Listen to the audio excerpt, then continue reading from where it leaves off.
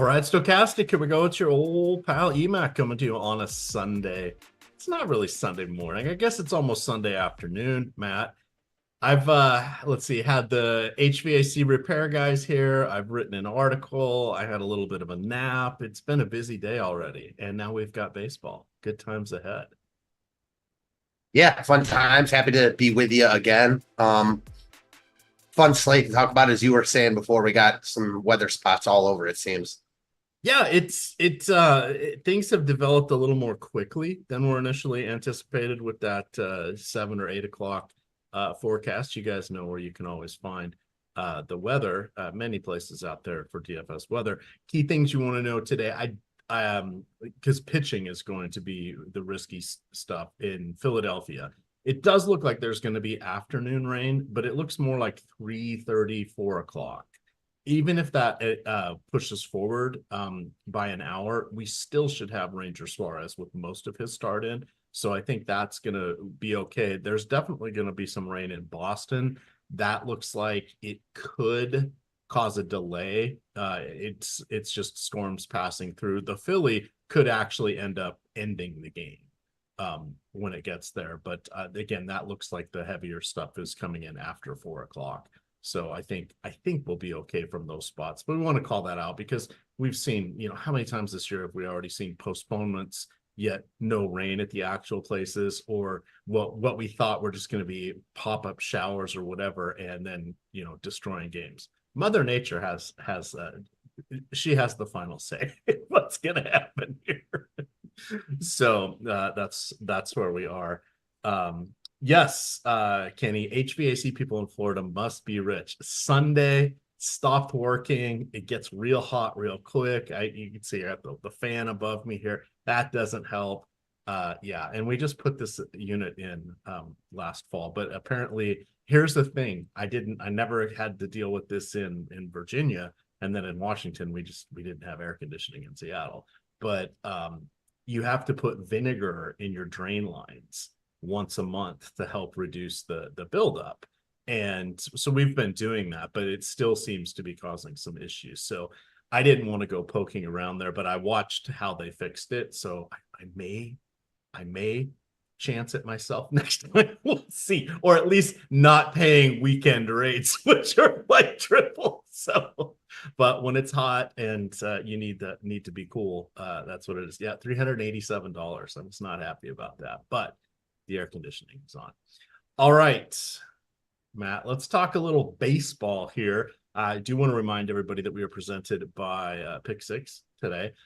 We'll talk about that in a bit, but it's a new game format that is over on DraftKings, similar to the Pick'em sites, yet different. They post the props for you, the lines, if you will. They are static. They do not change, and you can change which picks you have up until the lock of the game. So we'll talk about that in just a minute. But let's jump in here. We've got aces on the early slate. We've got aces on the afternoon slate. Take us through pitching, Matt. There's quite a few good options on board here. We thought that yesterday and watched Glasnow melt down a little bit. But today was a new day, and aces are everywhere.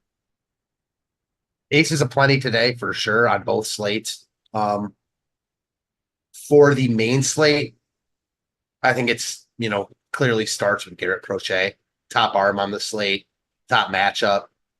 He's projected to be, in about 50% of lineups, and it makes sense. Great spot, elite strikeout upside here. You're just not going to get many better spots in MLB DFS than Crochet against Colorado at home. That said, my only concern would be, I know the White Sox manager recently said that they're going to try to scale back Rodon. So I'm not sure exactly what that means. It's certainly not good for his future prospects, but probably doesn't matter today. That's really the only hole I can pick in him. He looks like the clear top option to me. Freddie Peralta's next. We know the deal with Peralta. I mean, we've read this book before. Elite strikeout upside, but oftentimes gets in his own way, walks too many hitters, throws too many pitches. So in tournaments, the upside is still right there with Crochet. So he looks really good. Then my next two guys are Taj Bradley and Hunter Green. Two young arms with really nice skill sets. Bradley's more of the strikeout pitcher right now. Green had been, but now he's just a workhorse type of guy. Extremely long leash. I like both these guys at cheap price points. So I'm big on Bradley and Green today. Obviously, Crochet and Peralta are the two spend ups. Suarez is just overpriced for me. All right, that's fair about Suarez there. So key things on him. He has been a top 3 pitcher all year. He is in top 3 for the odds, battling teammate Zach Wheeler as well as Tyler Glasnow for the National League Cy Young award race. Nice things about Suarez, he's in his age 28 season. His walks have been nearly cut in half, down to 1.74 per 9 innings. So that is pretty good. His ground balls are up around his career average, which is close to 55%. That's key. And then there have been strikeouts this season. So that has been nice to say. Now he's not quite, excuse me, he's not quite at the same level as Framber Valdez, but he is doing pretty well. He also does a good job of limiting power. Marlins are basically a bottom 2 offense. They're battling with the White Sox and Oakland and the usual craptastic offenses this year. So we like picking on them. Somehow they won yesterday, 3-2. Had a nice little seventh inning action there. Hooked up the Marlins, but today is a new day. We can go right back to Suarez here. Much like Nola was a good pitcher yesterday. I agree with and you had said Carlos Rodon, but you meant Crochet. Chat's having a little fun at your expense. Come on, strikeout lefty for the White Sox. Did I really say Rodon? It's okay. You can have a senior moment. But did I? I mean, can you confirm that? I did can confirm it. Yeah. Wow. Yeah, okay, that's my bad. So, obviously, it's not Rodon, but yeah, White Sox power lefty. I have no idea where that came from, but these are senior moments, and now don't put me on your level. It was just a mistake. I do not have a monopoly anymore. You have stepped up onto the podium. It was just a mistake. That's funny. All right. So the key thing about Crochet, he has just been absolutely phenomenal. He's leading the league in strikeouts per 9 with 12.4. He has the second most strikeouts. I did read those articles today about how they are probably going to dial him back a little bit, but there's also a chance he gets traded too, is what some of the pieces were saying, because he's not on the same timeline and he's a great asset that it has team control. So if they could flip him for some a solid prospect package if they choose to go that route. So on one hand, I don't think that's really going to impact us today. They starting to stretch out. We're going to see this with Jared Jones, et cetera, space out their starts a little bit more, maybe get them down to 1 per week or so, or skip a start every now and then. They're not going to let him go more than 100 pitches would be my guess, but I think 85-ish is in play, 90 is in play today. So I'm not really overly concerned with that for Crochet. Those were kind of my top 2 guys. I do like your shout out of Taj Bradley. Getting a matchup against the Nationals. We don't have to worry about the weather in Tropicana Field because, of course, it is a stadium.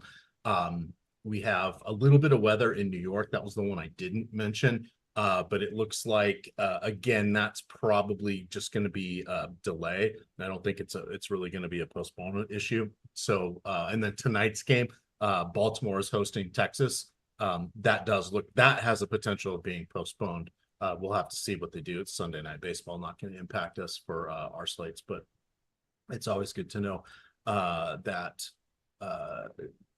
extra information. So if we're looking more for some discounted pitching, is there some savings? How low are you willing to go on the top stacks tool here? Fortunately, we don't have a lot of offense we have to spend up for. There's also a lot of good pitchers, so that makes going with the cheap guys just that much more risky, because you would need that many more players, good pitchers to falter. Like Bailey faltered, not a good pitcher, but you see what I did there. But what do you got here as you move down the top stacks, or probably the top pitchers rankings? Unfortunately, I don't see much. I think Gaussman is in play. His underlines are not good, and I haven't been on him much all year, so I'm not playing him. But the Yankees are throwing out a pretty weak lineup today. No Juan Soto. They've already lost a couple guys to injury. So I don't hate Gaussman, but he's not like cheap. He's 7,800. Unfortunately, Bradley and Green are the cheapest I'm willing to go, but I don't mind pairing them together. So yeah, there's no like cheap pitcher that I think looks good at all. I mean, you can make the case for Freeland because he's facing the White Sox, but not for me. No, and that's kind of where it's at. Hunter Green, not the best of matchups.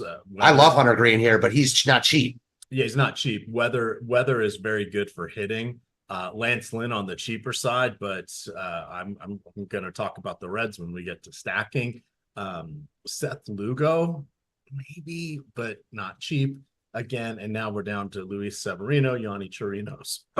Nobody really to go after there. Even if you look at like Logan Allen, he's just the upside hasn't been there for him. So it's kind of a top heavy crew. And then we're looking at like Matt Waldron. So Matt Waldron, I guess, is a little bit of a decision point here as you're looking for maybe for an SP2. His key thing is, of course, he throws that knuckle curve about 35-40% of the time. He's there's a lot of guys that have the knuckle curve. He is officially the one guy that has an actual more or less knuckleball that uses it a fair amount. If you think back to the Tim Wakefield type of knuckleball, way different than the Necros and Charlie Huff for those of you that's for an audience of Stephen Leibowitz at this point of remembering old-timey knuckleballers there. But he's sort of in play, but this is pretty top heavy. Sell me on Hunter Green. He's got like the longest leash in baseball. His strikeout stuff is down a bit from seasons past, but he's just a better pitcher also. So give me 1 second. I'm gonna pull up his stuff. I just shut it down. So it's not like he's spectacular or anything, but I don't mind the spot here considering, looking at every pitcher on this slate. He's got a 3.28 expected ERA. He was in the low 30s for strikeout percentage, in 22 and 23. That's dipped to 26.5, but still good. And he's just like, if you pull up his Savant page, it's all red. Like that's what you want to see. It's mostly all red. I just think he's too cheap. And yeah, it's not the greatest matchup in the world, but it's also not a bad matchup. I know he was awful last time out, but was sick. They showed him throwing up on the mound like after the second pitch. So never a good sign. I expect him to bounce back today. I think he's my favorite pitcher on the slate, to be honest.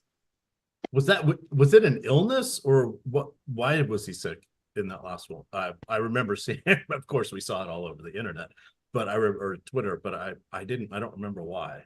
Yeah, I don't know either. I'm sure it was hot and he just, it's something to do with him being sick because he threw up. But aside from, he still threw 93 pitches in that outing, even though he just got tattooed.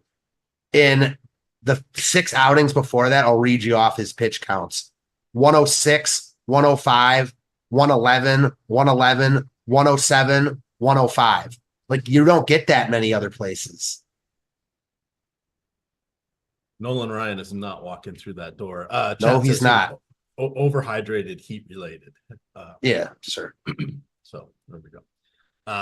So those are kind of our top end pitchers. I've got my projections up here. I think we have all the lineups in here. I'm gonna run my cash game lineup. Did not do very well last night. Very sad, but I'll let you guys know where that lands for today.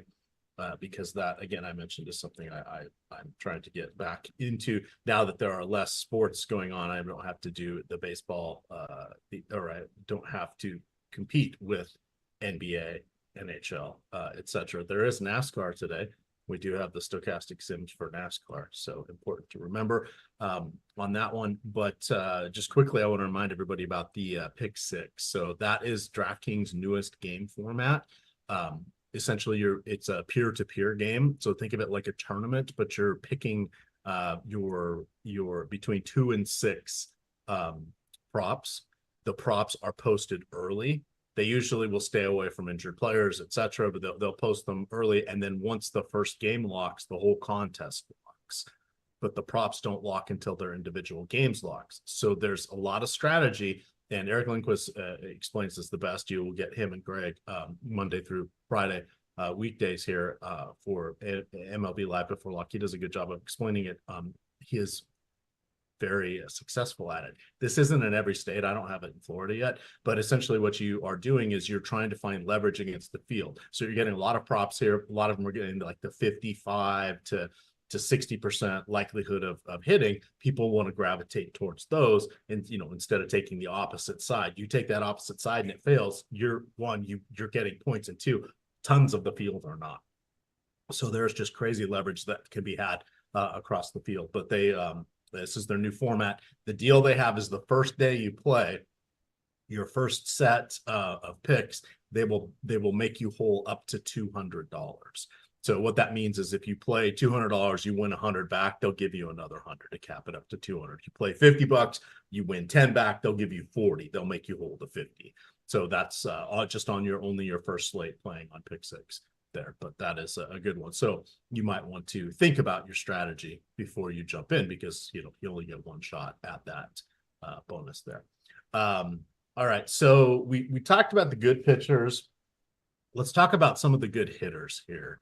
So for me, it is really the Cincinnati Reds are jumping up for me. I want to get over here to the top stacks tool because we didn't have a full run done when I did it. Where are they landing? Okay, so they're not particularly popular. They are way, way, way down.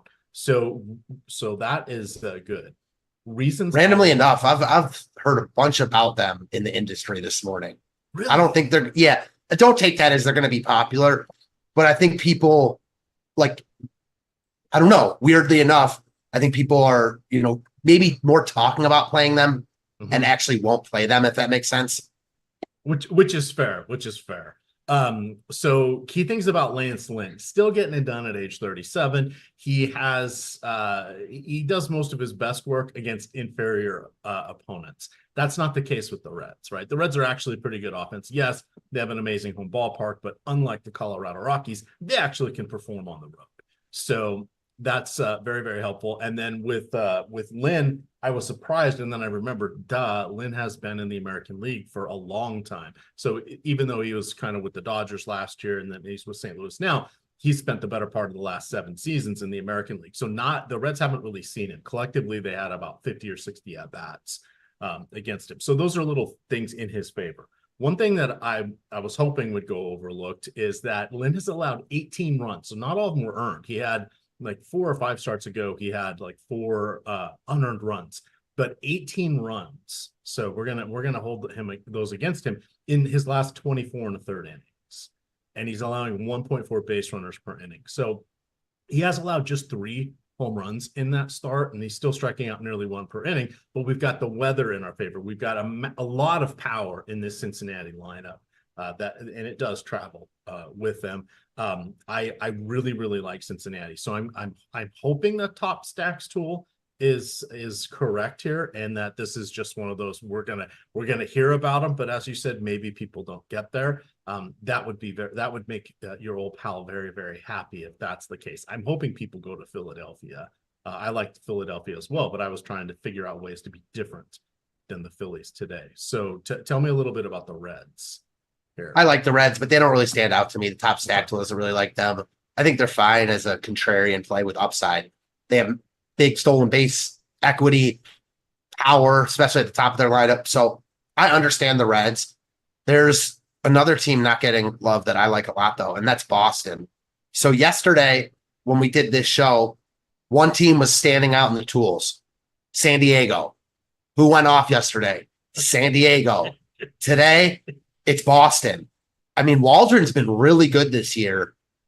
And for whatever reason, whether it's the weather, the ballpark downgrade, Boston is pretty clearly the second highest team in our top stack tool behind the aforementioned Padres. Padres are getting a lot of love, though, and the Red Sox aren't. Expensive price tags on Duran and Devers has made it hard to stack them. They really stand out to me, which is part of the reason I'm fine with playing Bradley and Green together so I can get there. I think Crochet is the only pitcher on the slate I'm like afraid to not play because he's certainly a slate breaking upside, but he's not going to break the slate every time he pitches. So, you know what I mean? No, that's or yes, I do, and agreed with that one. Let's look here. To mention, why is my lineup's not working? Sorry, I shouldn't start a sentence without having the right page up. So when we look here at let's hit Philly for just a sec here. So looks like a mostly similar lineup to what they had yesterday. Whit Merrifield is in today. You've got David Dahl, kind of your cheapie there towards the bottom. Again, JT Realmuto is out, Bryce Harper is out, and Kyle Schwarber is out. You have Alec Bohm is profiles very well against Yanni Chirinos. You have Brandon Marsh also looks really, really good. It's shocking that he goes from being the fourth or fifth outfielder essentially to batting cleanup. But here we are. That's what happens when you lose three of your four best hitters.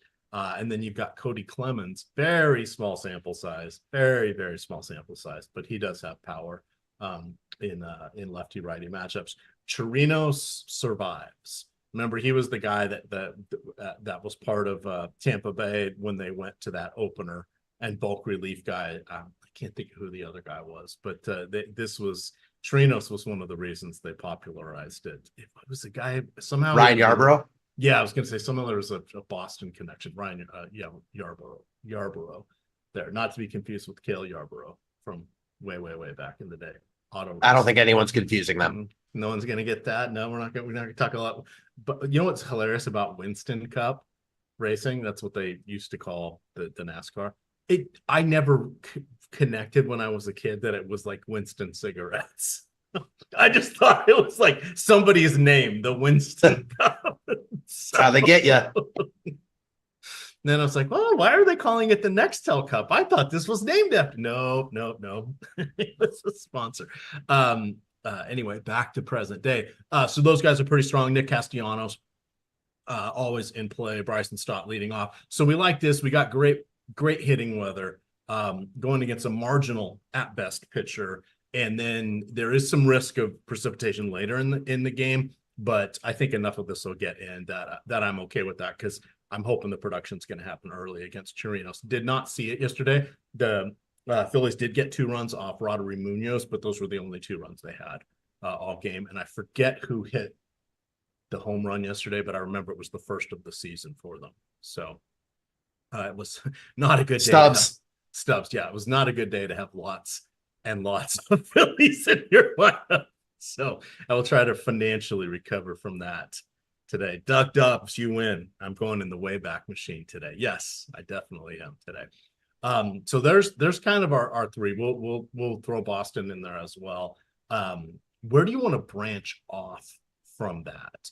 You've got obviously Toronto is kind of crossed off going against Garrett Cole. The Yankees, as you mentioned, down Soto and Stanton, so they're not looking as good against Gausman. You've got the Mets kind of popping here against Sean Dubin, and then on the other side, Luis Severino he's okay, but the Astros top 5 profiles very, very well against righties. Not as good as they do against lefties, but very, very solid still, even without Kyle Tucker. Where are you going for your secondary stacks? I don't know. Weather has me kind of worried about Philly and the Mets game. So I think we got to wait and see on those. Unfortunately, outside of Boston and San Diego obviously looks good too. The 2 other teams I like a lot are Tampa and the White Sox. They're getting a lot of ownership. So that sucks, but they're facing 2 lefties that aren't very good in Corbin and Kyle Freeland. Probably like Tampa a little bit more, but they're projected to be the highest owned team on the slate. I don't really know if I want to get there in that case. Maybe I'm better off just playing pieces from Tampa and the White Sox. I think the 2 top offenses look like San Diego and Boston. All right. I can't believe normally I play a little more conservative, but I'm rolling the dice on the weather side here. Patrick Corbin, thank God for Washington Nationals fans, is in that final year of his gigantic contract. Flags fly forever, though, and he did help them out in 2019 with that World Series run. He's not allowed a home run in his last 3 games. That's about all the positives I have to say for him. But just 12 on the season, and he was a guy that basically led the league for the better part of coming into this for the 3 preceding seasons. He was one of the top 3 guys for most home runs allowed. So always fun to attack him. What about Milwaukee? You feeling like going after Kyle Hendricks today? I got no problem with Milwaukee. They're expensive up top, which is part of their problem, but they look like a good stack. I like them over a team like Cincinnati personally. Ownership's a little bit lower. Top stack tool is a little bit higher. Hendricks has been good recently. So I'm not buying what he's selling like long term, but we know that his nickname is the Professor. So kind of tells you all you need to know about Kyle Hendricks, Again, never afraid to pick on him. Maybe they don't look as good as they might have earlier in the season, but they still look good. I like the top of their lineup a lot. Just a matter of whether I can get there at those price tags.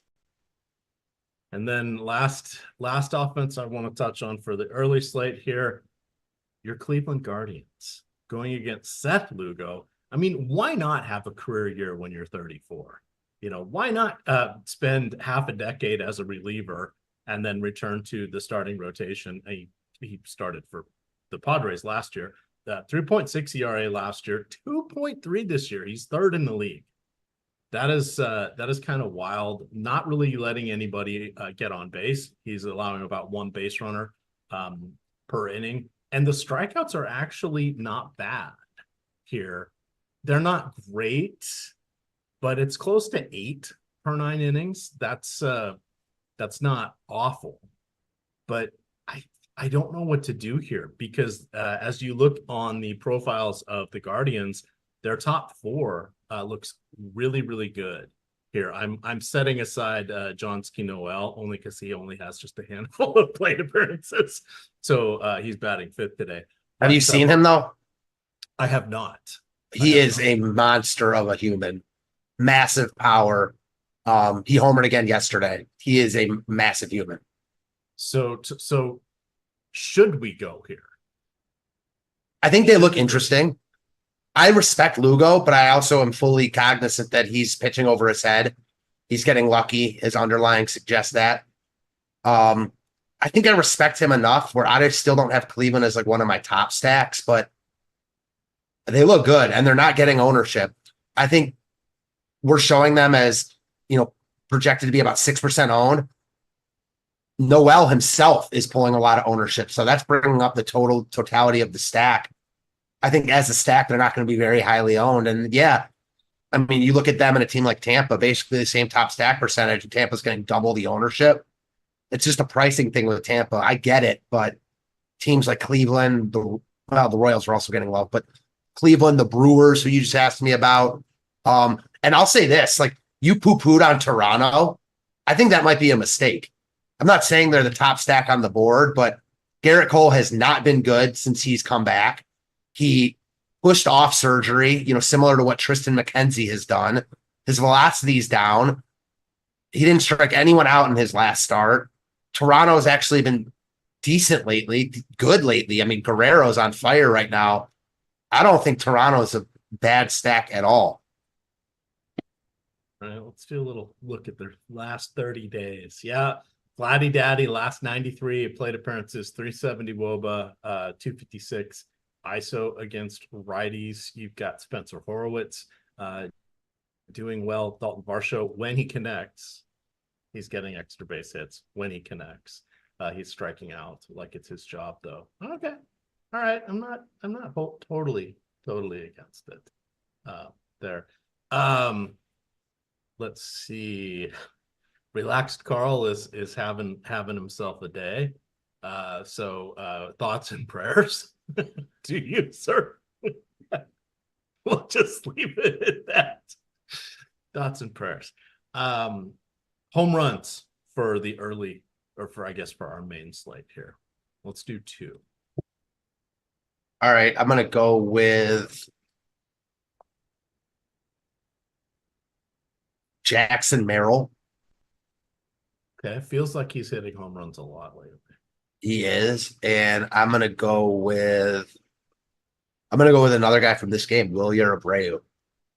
Okay, Abreu was on my short list there. I'm going to go back to Brandon Marsh. He let me down yesterday, but I will be going with him today. And then I better pick somebody from Heimer Candelario. That would be our Jamer, because we've we've made it because so we don't say his name correctly. He just goes by Jamer at this point. So good one. 4-game late slate here. Then we'll circle back and do some lineup generator action. Someone was asking about home runs. The home run that I like today the best, utilizing Odd Shopper this morning, was Gunnar Henderson. Was like plus 660 on Caesars, and that was we had about the Odd Shopper said it should be closer to plus 600, which indicates that there's a 14% expected ROI. Now, with home runs, you got to think about this.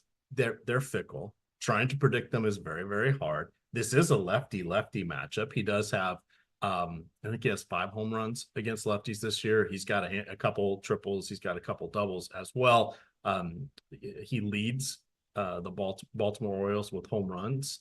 Baltimore leads the league with home runs. It was his birthday yesterday, so hopefully he didn't have too much fun last night. But the night game, if it does play, it was Gunnar Henderson who was standing out. But Odd Shopper is something that's very, very helpful because it quickly shows you, it pits the market against itself, and it shows you the best bets that are available. It's constantly changing because as soon as the sports books get out of whack, everybody, they start taking in money, and then they know, oh shit, we did something wrong. We better adjust or pull the wager. So that's very, very helpful. You can sort through all sorts of things. I use it all the time, even though I'm in Florida and I just have one sports book here, but you also use it on the pick'em sites, which is very, very helpful as well. It'll build out the parlays for you. You can do that on any of the sports books as well as the pick'em sites. So it's doing all of the heavy lifting. And that's something that was one of the more daunting things taking on sports wagering here, especially when you think about, gee, I'm going against all sorts of algorithms and people who are doing nothing but trying to defend their money and dupe us into taking things. So it's a tricky world out there. So any place you can find an edge, you want to do so. And one of those is shopping the odds and getting the best price. And it's also saying where are there mispricings on the market. But that's the stochastic Odd Shopper. $14.95 per week, $49.95 per month. You get all sorts of daily recommendations in the Discord chat, access to 7 or 8 Discord channels broken up by sport, and then you get all the different contributors giving you their picks for the day. And Lindquist and Aton and Ben, especially, who's been doing this even before sports was legal in New York. He had a guy, if you know what I mean.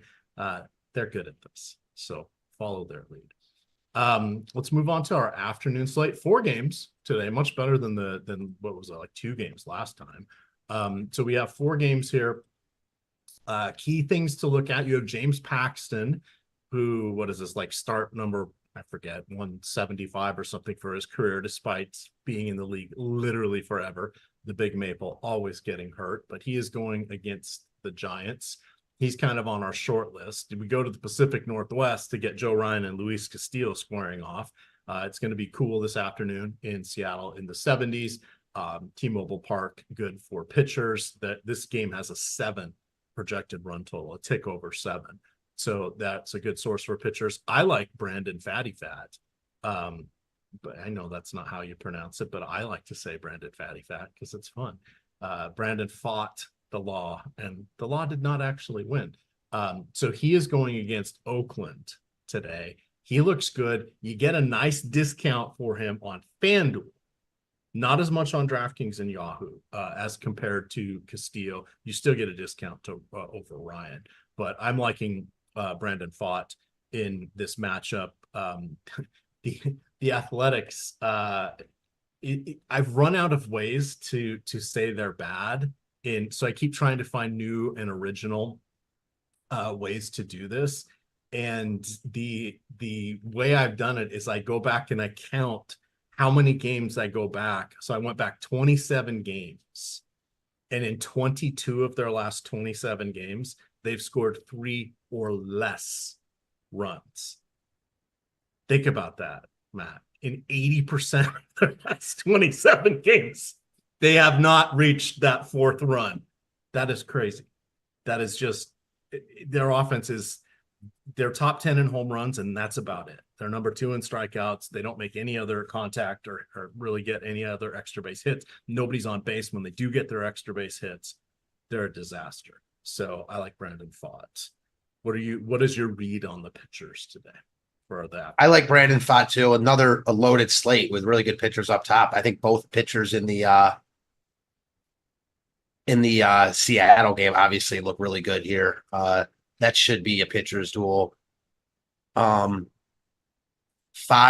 at his price point, I think all three, Ryan, Pfaadt, and Castillo, are the guys to look at. The ownership's there. I mean, they're projected to pull like 160% total ownership, and it makes sense to me. So those are really the only 3 guys that I think are worth looking at today. And if I were playing one lineup, I wouldn't have a problem using any combination of those 3. All right, let's discuss the offensive action here. Everybody wants the Dodgers. Yes, the Dodgers were amazing last night. What did they end up with? 15 or 17 runs? I lost track. I'm going back to the Diamondbacks. They are taking on Luis Medina. Now, fun things about Medina: in his last 4 starts, he has a 7.4 ERA, a 5.2 FIP, and a 6.4 xFIP. That's not good. He's striking out 5.4 per 9 innings. Also not good. The only goodness we can find is he's allowed just 2 home runs in this stretch. But he doesn't pitch to contact, but he doesn't miss bats. 20% strikeout rate over his last 600 major league batters faced, and almost an 11% walk rate. There's not many redeeming things about this. Righties have really been getting to him. 210 ISO since the start of last year. Christian Walker is your afternoon home run call for wagering purposes and for DFS. But yes, I can't get away from the Diamondbacks. The other thing that's funny, the song Funky Cole Medina, vaguely, Tone Loc. I do. That's not a very good song. It's a great song, but the topic, it's like it's kind of like roofies. This isn't good.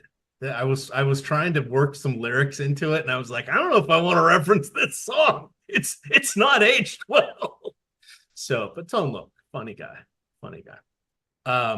So I'm all in on the Diamondbacks. What do you like for the rest of the afternoon? I like the Diamondbacks a lot. I think pretty much every stack that's not facing one of the pitchers we just talked about looks good here. So yeah, the Dodgers helped me out last night. All those runs in the 10th after they barely got out of the 9th or in the 11th, whatever inning they did it in. I think the Tigers look pretty good. Tyler Anderson's not a guy I usually like to stack against, but I like bats against him. I mean, the Dodgers look great. It's just really hard to get to them. To get to the Dodgers, you'll have to play probably a Casey Mize or a Tyler Anderson. I don't hate that. Like, it's not optimal, but I don't hate it either, if that makes sense. You know what I mean? Yes, that I do. I totally agree. Like, it was kind of like last night. In order to play the Dodgers, I had to get off a glass now, and I played the Oreo starter, and I played Reese Olson. And sometimes you just have to get weird with it. It's not always going to work out, but you get the point. All right, doing my cash game. So I had Christian Walker. Who is your late slate home run? My late slate home run, I'm going to go lefty. I'm going to go right back to Riley Green. Okay. My cash game lineup, it looks like it's for sure Garrett Crochet. I think I'm going to go with Hunter Green. The projections are pushing Freddie Peralta, but I'm not really a fan. I'm still those two starts, his second and third starts this month, it's painful looking at them. Eight and 2/3 innings with 14 hits, 6 walks, 9 earned runs, just 9 strikeouts. I don't want to go there with my cash game. Suarez is a little more expensive. That $2,000 discount on DraftKings is allowing me to get to some other players, key guys that are in my lineups, or that looks like it'll be the core plays. Definitely Yordan Alvarez is going to be in there. It looks like Randy Arozarena and Jose Siri are in there. Med Rosario is popping up. He is batting third. He's 3,200. That's not a bad play against Patrick Corbin. So it looks like those guys. And then Super Saver, still just $2,000, Yansky Noel. I'm in. I may have to quick ship an Amazon jersey to myself today. We shall see. We shall see. And Bo Naylor is looking like the catcher at 2,900. Look at that. Your Guardians are represented here. I like that. I like that a lot. All righty. Let's see. What do we got in chat? Producer Jacob, if we could do the lineup generator. Let's talk about that. Chat, if you have any questions, you can put those in there. I see Anthony Papagayo says, gee, that's weird. Rap songs usually respect women. Good point. Good point. All righty. So the lineup generator, let's do DraftKings today. Just see what's going on there. So you can choose your stack type. Let's go with all stacks, but on DraftKings, you can pick 5, 3, 4, 4, and 5, 0. On FanDuel, you can pick 4, 4, 4, 3, and 4, 2, 2, or you can just take all of them. Let's do chalky lineup. No, let's do contrarian lineups. Let's have some fun here. Sorry, I'm making Jacob do a little bit of work. You can lock in a pitcher if you would like. You can lock in a hitter. We're going to skip those, and then you build out your lineups here. So this is created using all of the other tools here with Stochastic. So it's got all the leverage tools, the top stacks tool, top pitchers tool. It's built on the same platform that does the Sims. So that's baked into all of this as well. You can build out up to 20 lineups in your holding pen. You don't like a lineup, discard it. You like it, hit save. Click on, you can go look at your portfolio here. So you can see that in this particular run, you've got a lot of Freddie Peralta, a lot of Boston represented there. If you click on any of those players on the right, over on the left, it'll bring up their lineups. You can see if you like something, maybe you found the perfect lineup you like, but you wanted to move Freddie Peralta out. Excuse me, you could easily do that and put in another player of your choosing, and then boom, you are good to go. You download that up and copy it into your template at your DFS site of choice, upload it, and you will be good to go for the top stacks tool. Very, very helpful, but you can see here a lot of Boston in this one, a lot of Crochet. We're getting a little Tosh Bradley. Would you go Bradley or Hunter Green for cash? Probably, it's a good question. I'm leaning towards Bradley now just because I like the controlled environment. Yeah, I don't think you can really go wrong with either. Bradley's getting a little bit more love, so sure, him, and he's cheaper. So, yeah, I like both of them a lot, though, as I've said. Yeah, and so I do my cash game lineup I'm willing to put it in small field tournaments and stuff like that as well. You'll see that typically you end up getting 2 or 3 players from the same team going against a bad pitcher. In this case, it was sort of like having a Tampa Bay stack. You're building it around good pitching, and then you're getting a couple good one-offs, and it usually is, which we mentioned, like Yordan Alvarez. You can get Francisco Lindor in there, but then it's taking a couple punts for you. Bo Naylor on DraftKings in this case, and I'm blanking on his name already. The first baseman for the Guardians, Giantsky Noel. Giantsky Noel. So that is the key there. Let's take a peek over here. Let's see if anybody's got anything in chat. We've got about 15 minutes before lock here. So you'll want to make sure that you get your lineups in on time. Anthony Papagayo follows up and says, "Hose in different area codes" is one of his mom's favorite songs. There you go. There you go. That's good. That's good. That's good. Favorite single game stack. So if I think they're saying stacking. Well, one, let's answer this two ways. One, if you were stacking up a game today, what would it be? What's the best? Easily Red Sox Padres. Great weather there. You know, presuming that the rain isn't an issue. So yeah, Boston, San Diego. All right, and then what would be your single entry stack today? That's a feature that Greg and Eric have popularized here. So yeah, no, you're kind of playing limited lineups. So yeah, I think either Boston or San Diego. I like both those teams a lot. Wow, Pittsburgh scored 4 runs already. What do they got? Rowdy Tellez and O'Neill Cruz got home runs there off of the rookie Spencer Schwellenbach. Dang it, I was streaming Schwellenbach. He did get 7 strikeouts, though. Oh, wow. Not the end of the world. Not the end of the world. Gotta love season-long baseball. Still exists. Still exists. All righty. That is going to wrap it up for us. So thank you, everybody, for tuning in. Tomorrow, there's just 3 games. I don't think they've posted the slate yet. I think they're kind of giving teams the day off because of the travel days, normally Thursday. That's not going to happen because 4th of July is on Thursday and all the teams are playing Thursday. So tomorrow there's just 3 games. They're all spread out. And they're spread out. So there's a 3 o'clock, there's a 6:45, and there's an 8:40. I'm guessing it's going to be a 2-game featured slate tomorrow. Maybe a good night to take the wife out to dinner or do something fun with the kids, because not really going to be a lot of baseball to be had. But we, of course, will have shows for that, so you guys can check that out. You guys can follow Matt on Twitter at Fantasy Tips Matt. You can find me at EMac DFS, and then of course it is stochastic_COM. With that, gamers, good luck.